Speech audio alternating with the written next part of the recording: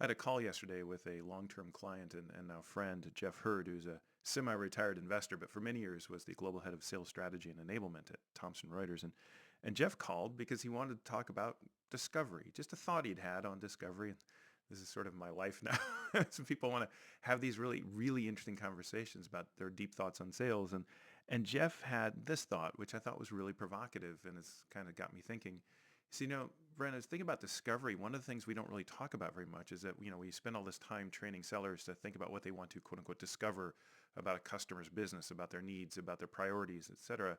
He says, but, it kind of struck me the other day, I was thinking about this, that while we are going on the sales side through the process of discovery with the customer, we're trying to discover something about them, it's equally true simultaneously that customers are trying to discover something about us or about you as the salesperson or sales professional on that call. And it got me thinking, like, what is it that we would want our customers to discover about us? What are the signals that we want to be sending in a discovery call such that customers are more likely to want to work with us, more likely to find the interaction with us valuable, and more likely to feel better about themselves and the decisions they're making as a result of interacting with us, sort of a core idea of frame making. So I started mapping out dimensions, as I often do, and sort of making little tables and putting on little scraps of paper like this, because that's also what I do. And here's at least a couple dimensions I came up with. I think they're really interesting. So, if you think about the dimensions along which customers are trying to quote unquote discover something about you, one would be your sort of not just degree of preparation, but the kind of preparation. So do you come to the call with questions about their business? So you've prepared questions, or do you come to the call prepared with hypotheses about what they might be working on, what might be true, what they might have overlooked? So I think, in terms of prep, to have someone be able to discover that you've come to the table not just preparing things that you want to know, but things that you'd like to share in the form of hypotheses is really an important distinction that would really set you apart in what customers are trying to discover about you. The second one would be sort of your value. So do you try to demonstrate your value through your expertise of sort of what you know about the customer, what you know about what they should do, versus can you convey your value through your access? That is your access to other customers like them, your ability to bring to them the one thing they want more than anything else, which is to know what other companies like them are doing. That is a great way that they can discover, like, is this, they're trying to discover, is this person going to be valuable to me?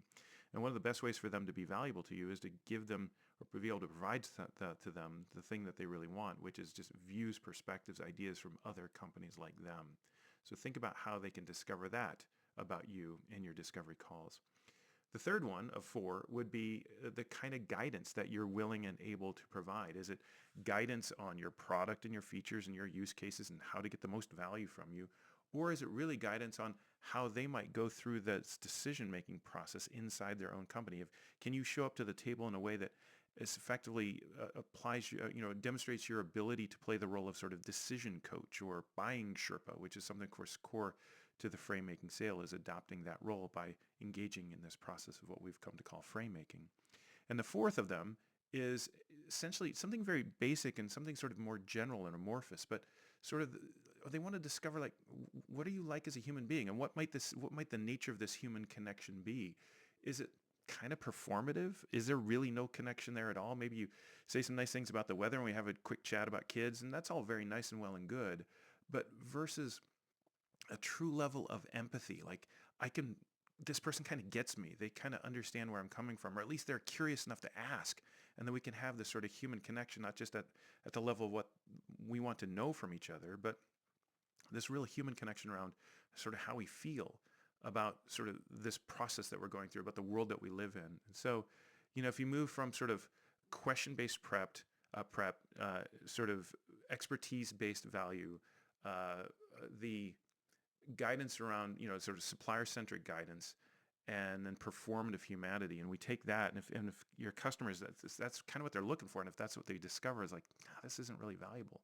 On the other hand, if I can find you've got preparations led to hypotheses so we can meet more on an equal footing and start collaborating immediately on learning. If you can come to the table with a deeper level of access to other companies like me, demonstrating the value that you can get me something that I want but can't get on my own, that you can provide guidance on how to manage my way through this spaghetti bowl of buying and just help other colleagues of mine get on board with this idea, which is really, really hard, and sort of avoid landmines across that process. And if we can have a human connection at the sort of level of not just what we know, but what we feel, that's really a very powerful discovery conversation, not in terms of what you've learned, but what they've learned. And so as you think about engaging in discovery calls, I think Jeff's question is such an interesting one, is not just what do I want, ask yourself, not just what do I want to discover from the customer as a result of this call, which of course is critical, but what would I like the customer to discover about me? Food for thought.